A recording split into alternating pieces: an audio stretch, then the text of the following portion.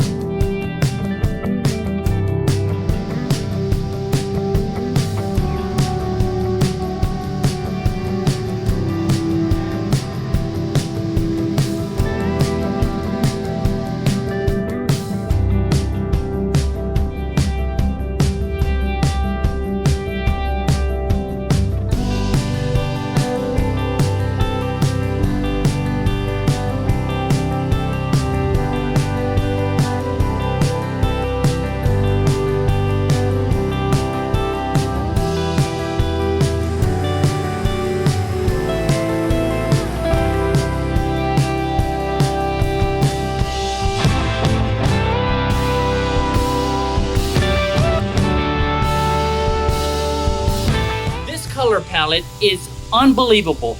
It's black, it's white, it has so many colors that you won't even believe the thing that we do with this. and it comes out perfect. That's true.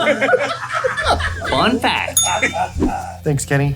Here's another fun fact. Go to the training portal at stonecoatcountertops.com. There you'll find all the written and video tutorials that we've built to turn this and epoxy into works of functional art.